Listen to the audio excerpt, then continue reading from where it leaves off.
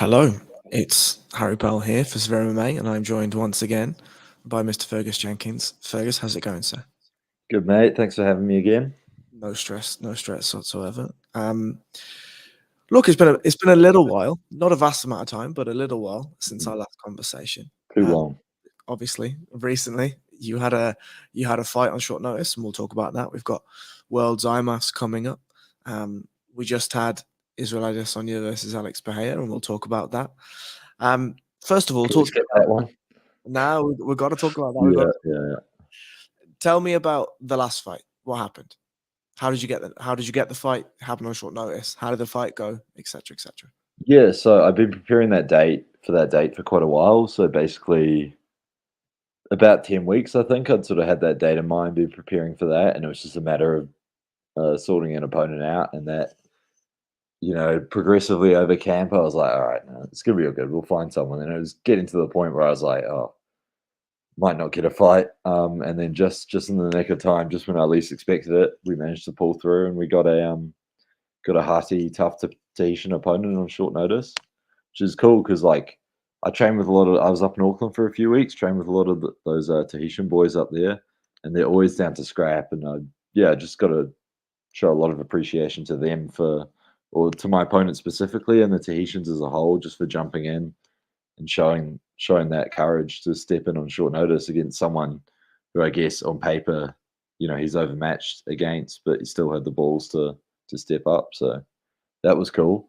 And then for me, it was just a fight that was about showcasing my ability, obviously, but also just the strategy that I have in mind as I move towards Worlds. I obviously didn't get to show everything, which is probably a good thing because that keeps some things hidden. But yeah, me and my coach have just been working already for Worlds, and that fight was just sort of a way to tune up all the skills so that I'm ready when the time comes.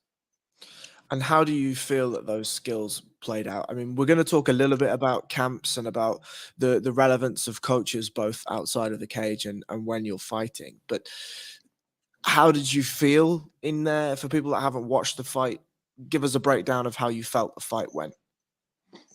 I felt amazing. It's the best I've ever felt before a fight, especially out back warming up. Like I just hit that flow state, or at least the closest I've been to a perfect flow state, which is something I'm always looking for. But at the same time, as you know, like I'm quite a analytical, critical thinker, which I suppose that can sometimes get in the way and block that sort of free flowing, like thoughtless, subconscious sort of thinking that you need to get in the flow state. If you're too busy, with your conscious brain thinking about all the technical details, I felt like this was the best fight where I was able to use that critical thinking in the lead up to the fight to develop my strategy and build my skills, and then switch that off, which I think was just about finding like a warm up routine out back with my mobility work, with sort of reactionary drills and just following a warm up process that I'd done throughout the camp to get myself to a point where I felt like I was firing subconsciously. And like I was doing the warm up drills, doing a bit of sort of live sparring with one of my partners, and I was just like, he'd shoot him for a takedown, I'd find myself in the underhooks and hitting like submissions straight off the takedown just without even thinking about it, which is obviously ideal. So I'm performing. I was performing a lot more fluently than I had been warming up for my other fights, and I think maybe I cooled down a little bit too much right before the fight, so I didn't quite go in that perfect flow, but it was still probably the best, or definitely one of the best I felt going into a fight. Um, yeah, and then I just felt comfortable. Like I've had so many fights at this point. When I got in the cage, it's feeling like second nature now. Like I see my opponent there, um, and I knew what he was going to bring because like those Tahitian boys, like they're the MMA is developing real well over there. But what they really bring to the table, they're very calm in there, very collected, and I know they're always down to fight. So I could see that immediately in my opponent, so I had to give him that respect. But I knew the biggest advantage I had in the fight was my skills and my grappling, just technically speaking, because they bring a lot to the table. But that's one thing that I think I had a big advantage in. So I knew right from the start that the easiest path to victory for me was to get the takedown and establish control. So I just fought with that in mind the whole time, but also managed to switch off my brain more than I have in previous fights. So there's a duality there, right? And that duality is that whilst it's important for you to be cerebrally aware when you're fighting, it's also important, as you say, to be able to enter that flow state and to be able to um, fight on instinct and allow your training to take over in those situations. This flow state is something that we we haven't talked about before, but I think is a very necessary part. Do you think this is an addition that's happened recently and sort of clicked in now that you're, X amount of fights deep into your amateur career? Do you Mm. think it's something that you've been searching for a while? Like, what do you put that down to? Definitely the latter. So I have been like, it's obviously a term that gets thrown around a lot. Like I remember probably one of the earlier times I would have heard it was Cody Garbrandt versus Dominic Cruz.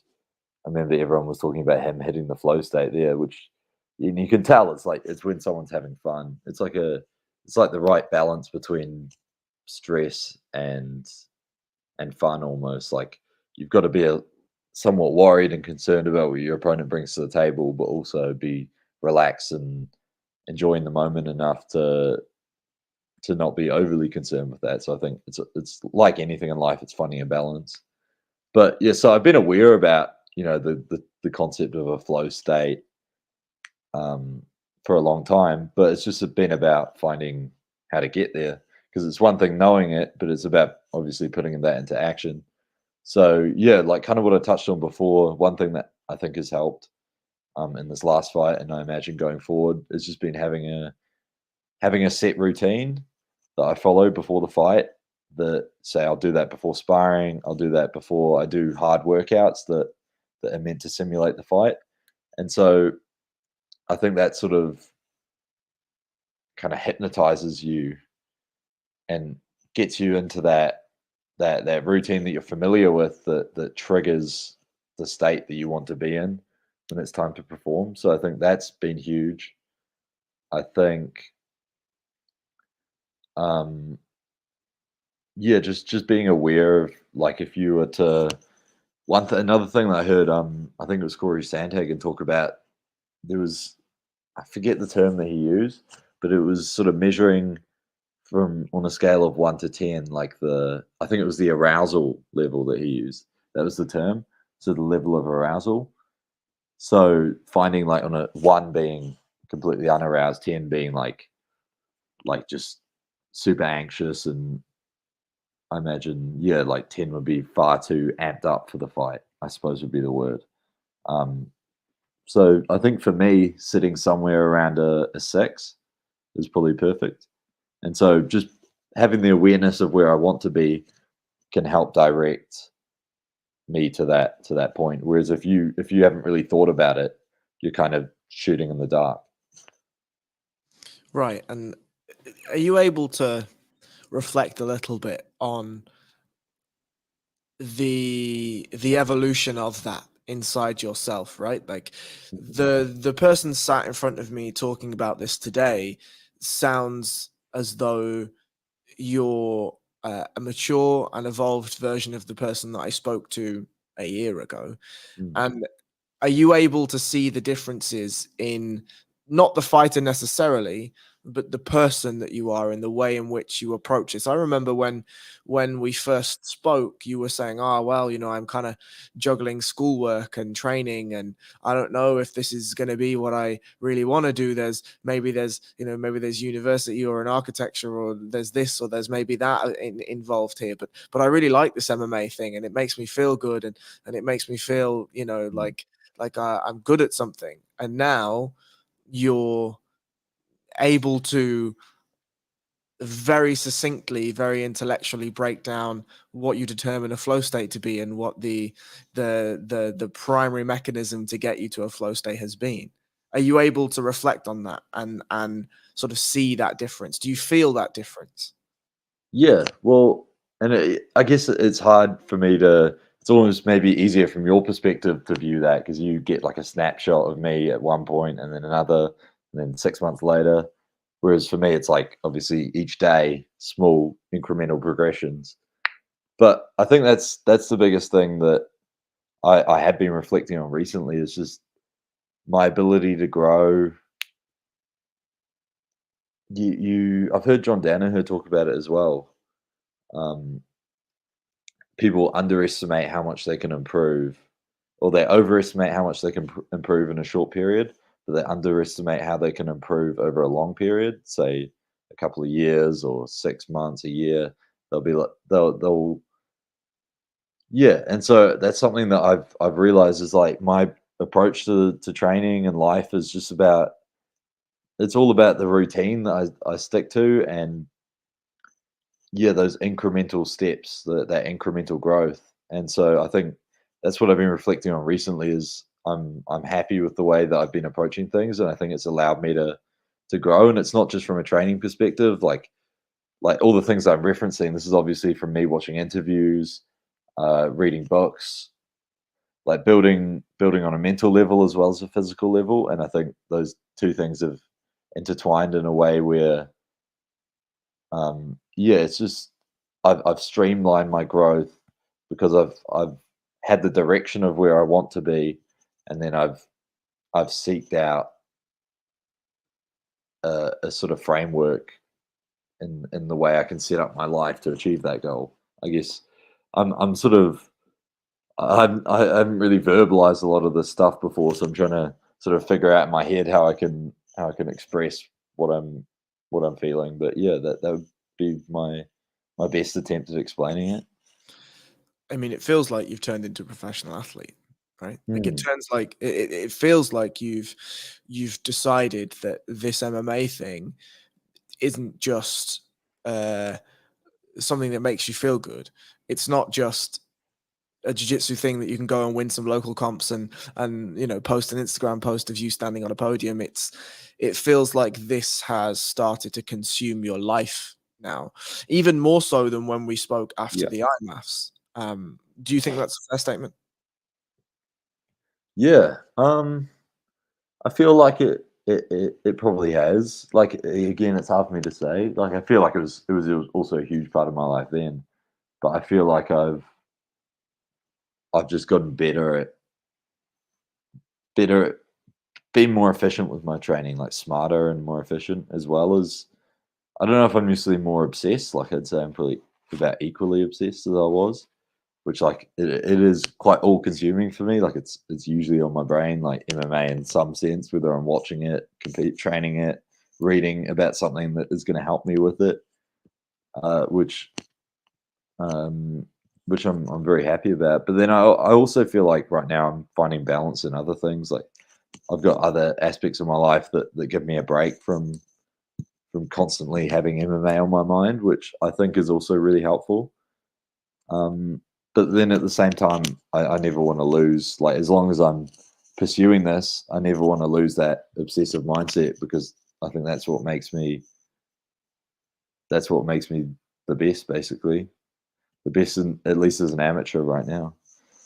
And I think that was one of the questions I was going to have is around mental fatigue, right? Because when Mm. when you're obsessed with something, when something consumes your life, it becomes exhausting in some ways and can become exhausting. And you mentioned there that you're doing a good job of finding balance. Like, what are the things that you're able to do or use that balance out the obsession with MMA? Yeah, good question. Now you got me on the spot. I gotta prove myself. I'm not just talking shit. Uh, what have I got?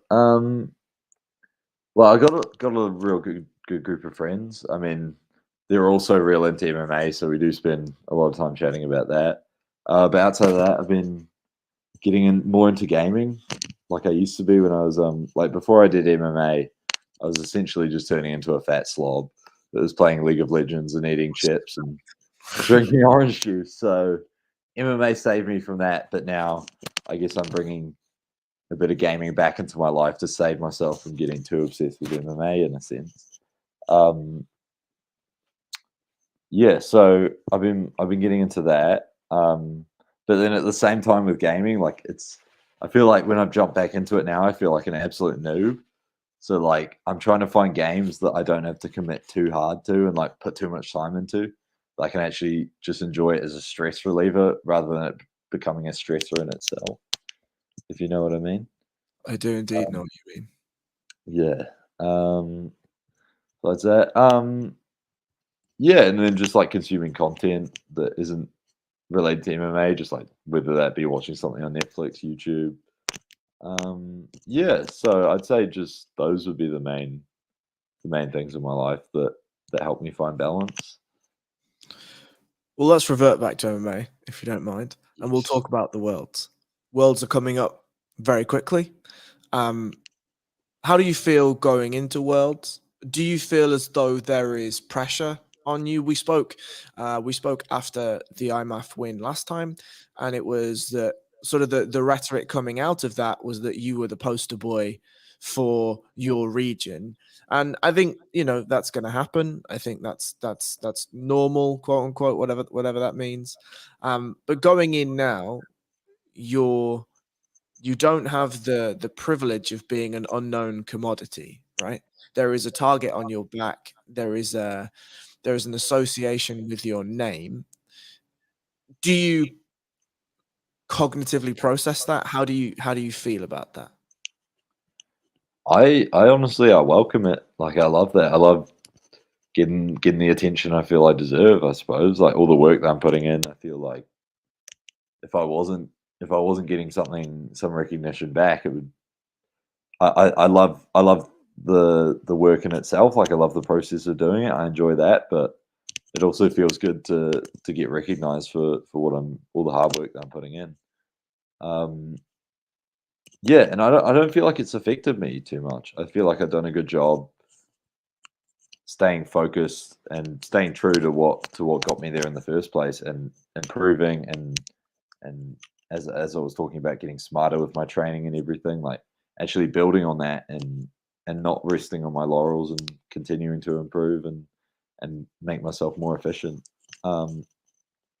Because for it's not like I've had now a number of fights since Worlds, and for all of those fights, there's been a lot more sort of attention and expectation on me compared to before Worlds when I was relatively unknown, especially on an international level. So that recognition's been there for my last few fights, and I feel like it hasn't phased me. It hasn't affected the way I perform negatively. It might have even had some positive influence. So honestly, I welcome it. I'm looking forward to competing in that gold uniform. I'm looking forward to improving both physically, but also the mental approach that I take to the competition the next time I'm there. So I just want to unpack one thing because you've mentioned it a few times, and that's that you've begun to streamline your training, right? And you're saying that you're smarter in your training and more efficient in your training. From a tangible perspective, what does that actually look like? Yeah. So, like, I guess the overall thing, it's like just understanding what's actually contributing to my improving my performance, and just focusing on those factors that I can control. So, the big things like just understanding the role of recovery.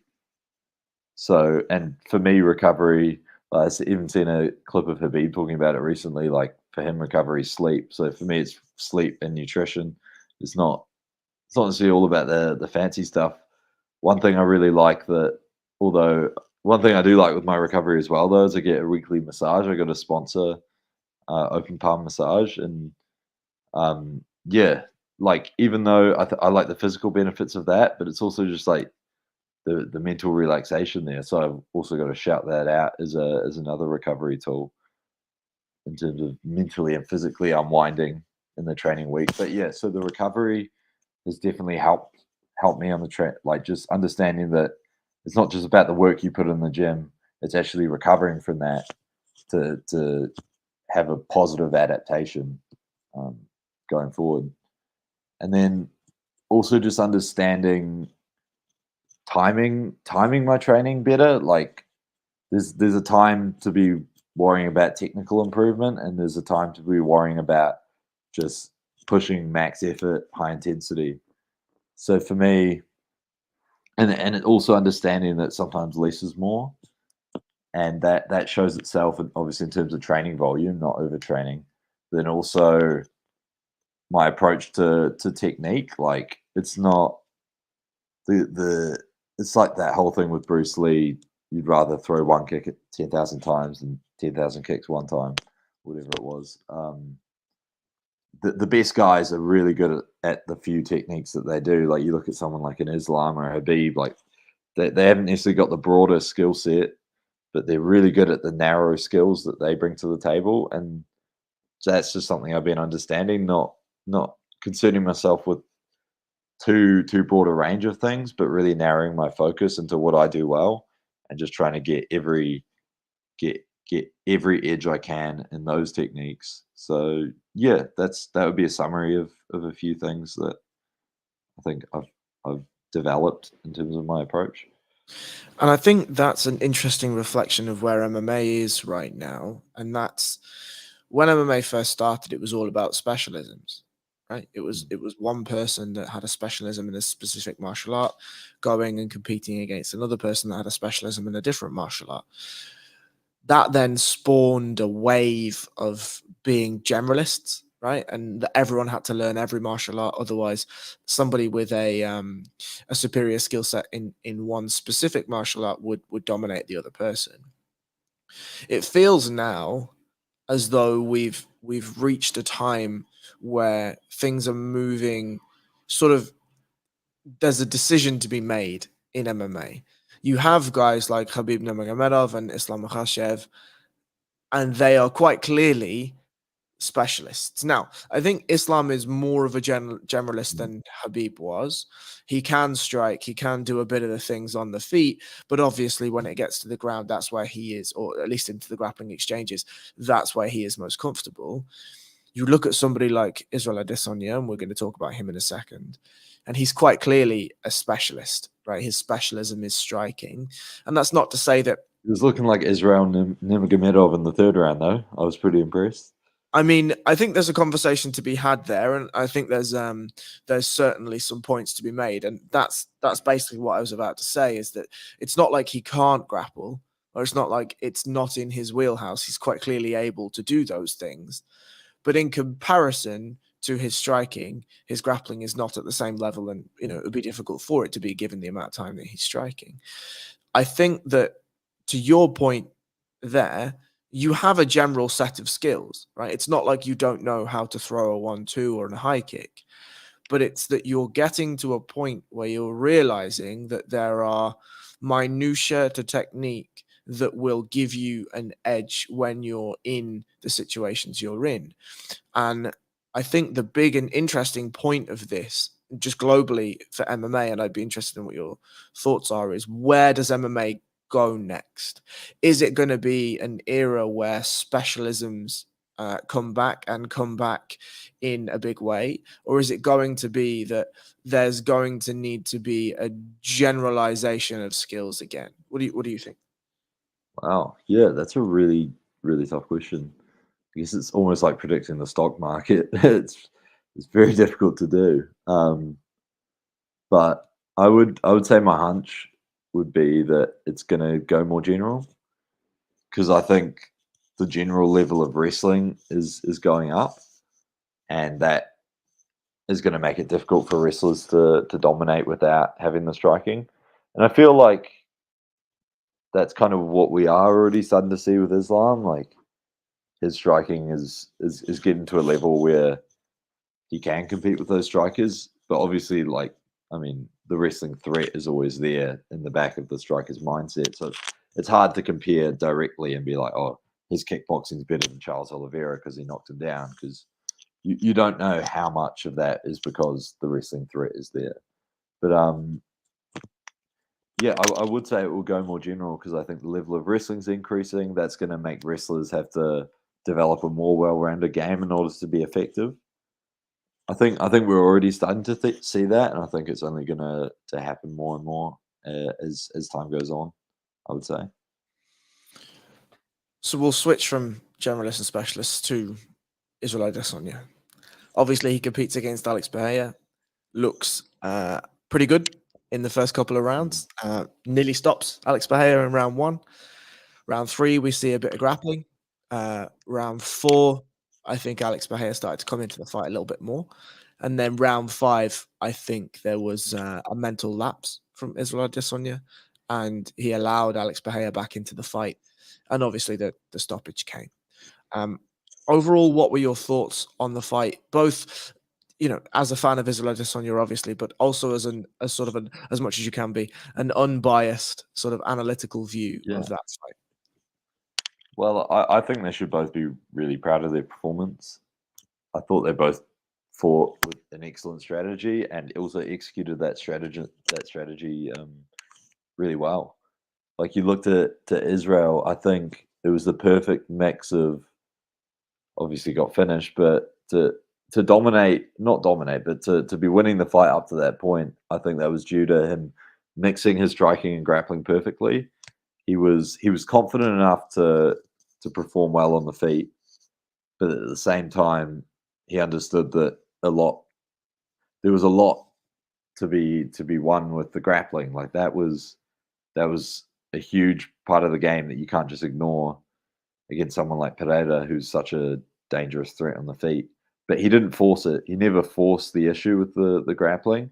I felt like he let the grappling fall into place very well. And I seen in the third round when he got him down and had the most control time. I thought it was impressive, like considering it's a guy with such a high level of striking, for him to be showing a lot of technical skill, control, and also landing a lot of damage on the ground.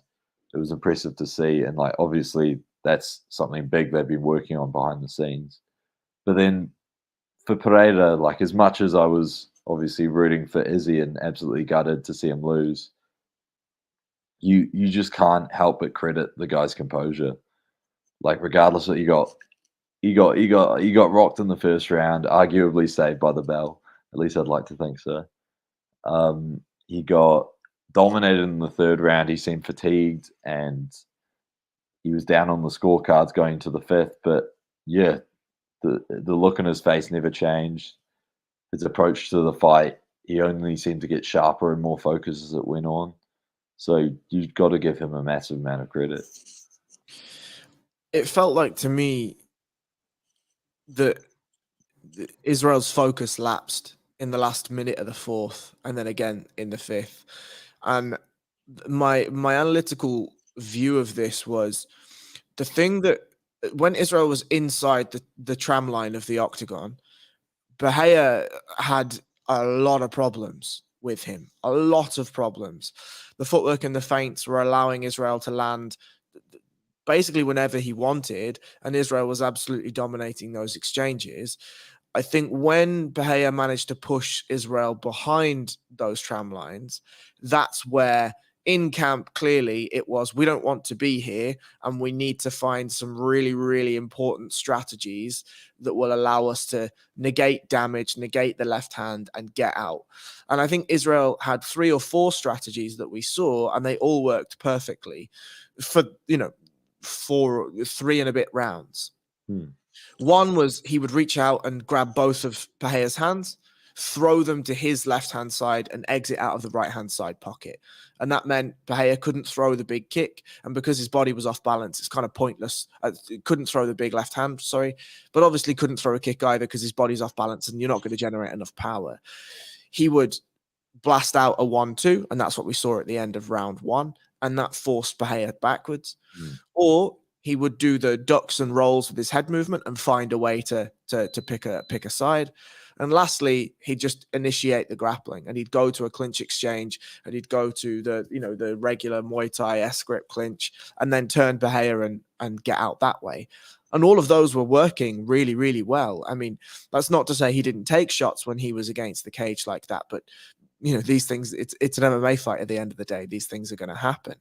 But I was very impressed with all of those methodologies. And it just felt like at the end of round 4 for the last minute or so, he just sort of stopped doing those things. And then again in the 5th, it felt as though he stopped doing those things. And I think that was the biggest downfall. I mean, of course, Pahea was told in his corner, you're down on the scorecards, you're going to need to go out there and show something here.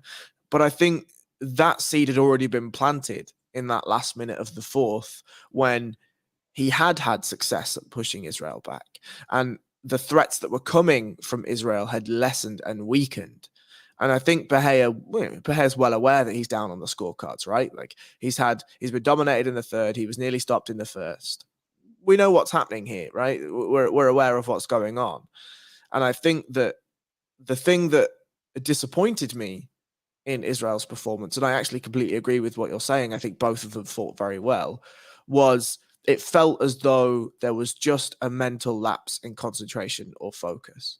And that cost him ultimately. Would you agree? Do you disagree? What do you Yeah, think? yeah, I'd say I would agree. I mean, I even found myself going to the fifth round. I was like thinking to myself, like, "Oh, he's got this in the bag. He's going to coast through. He's going to win the fight." And then I just had to catch myself as the round was starting. I was like, "Wait a second. This is Alex Pereira we're talking about. This is the guy that knocked Izzy out in the last fight in the last round. Like this, if there's anyone that can finish this fight in the fifth round, Pereira's the guy to do it." And he did it. And I think Israel did it.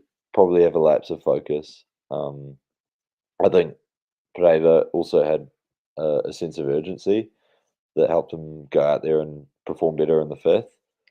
But yeah, it's hard to argue that he didn't seem to be performing, as you say, his strategies and the system that they drilled out as effectively in the fifth round, and it showed. But I mean, that being said, I was struggling to pay attention to the fight. I was so nervous.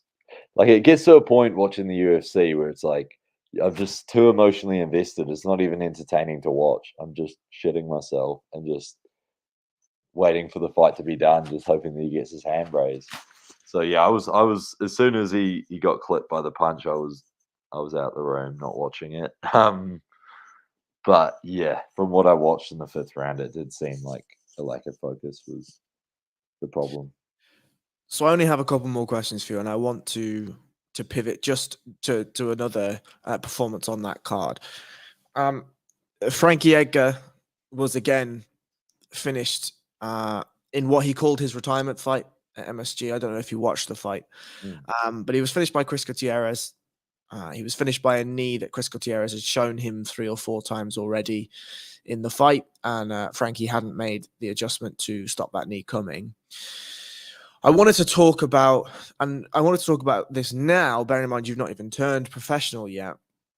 I wanted to talk about the end of your career, or at least the how you view the end of your career. Frankie Edgar comes from an era of MMA fighters where it wasn't sport to them; it was a way of life. It was a portion of the fiber of the DNA that runs through their body. Right? These guys were a different breed of MMA fighter, and we can argue about whether that's for better or for worse at a different time. But there is an element of sadness surrounding the end of Frankie Edgar's career. And that's because we all know the heights that Frankie reached, and we all know the trailblazing nature of most of his career. But watching him go out and try to compete against guys that quite clearly he doesn't have the tools or the physical capacity to compete against anymore brings a level of sadness, right? Now we can also understand that this man's a fighter and this is just what he does and this is all he knows, and it's not even that he's doing it because he doesn't have money or whatever it is. He's doing it because he actually wants to do it. I wondered what your thoughts are on when or how or what the predetermined conditions are that your career would end. Yeah, I mean, good question. I suppose I haven't thought. I've definitely thought about it. I don't think it's necessarily healthy to think too detailed about it. Like, Yeah, of obviously, course. anything can happen. Like, there'll be there's a number of different situations that could arise that might signal the end to my career, but I don't want to. I don't want to think too. I don't want to be too morbid about it. I guess I don't know if that's a word. Yeah, so I definitely am of the mind that I'd want to, once I called it like my retirement fight, I'd want to be done with it. Which I suppose is what everyone thinks, but there's got to be something in combat sports that keeps pulling people back after they say they're going to retire, which I imagine it's just the highs that you experience throughout your career and adjusting to that as you go into regular life. Like, it's probably obviously a difficult adjustment that keeps people coming back for more. But yeah, I would definitely want to be like a sort of Lennox Lewis type fighter that calls it, that gets to the heights that I want to achieve, or a GSP, calls it a day and doesn't come back. GSP came Um, back. True. Yeah, no, good point. But he came back successfully, and then seems like he's done now. We'll see. And then I don't know. Yeah, I suppose for me, like, I'd be like, even though I love MMA and it's something I want to keep pursuing. There's also other things I'm passionate about. So I don't know whether I would keep.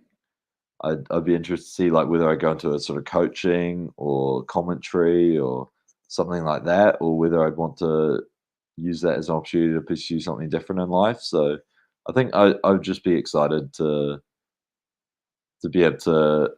I just want to get to a point where I was happy with the journey that I went through on the MMA side of things, from a competition perspective, and then try and get to a stage in my life where I'm sort of keen to start a new path and pursue that. So I won't dive too deep into that, though. I think what you've said is very interesting. And when I speak to you next, whether that's 3, 6, 9, 12 months, whatever it is, I'm going to come back to some of the points that you've Mm. made. I'm going to question whether they're still the same. Um, I want to pivot to my last question, and that's about coaching. Again, this is probably a difficult question, but I think for you, I'm going to be interested in your answer. So, did you watch Calvin Cater versus Arnold Allen? Yep. Yeah, I watched that one. Okay. So you remember what happened with the knee and how it buckled in the first round, and he had a conversation with his corner and his coaches, and he went back out in the second, and obviously, the knee was compromised, and things happened. I wanted to talk about the role of coaches for you. Now, you've mentioned, and this is sort of a two-part question. Primarily, you've talked about how you've met you, not your coaches, but you have streamlined your training and your recovery and your nutrition, and you've streamlined a balance between very intense MMA obsession and trying to counterbalance that with things like games and books and sleep and friends and all of those things. Mhm. What do you think the role of your coaches are in your training camps? One, and then secondly, what are the roles of your coaches in fights? Yeah. So my main coach is Carl Weber. He goes by the name of Coach Hostile. So that already gives you a good first impression of what he brings to the table as a coach. I think it's really powerful having someone that I don't. You're not in a great position.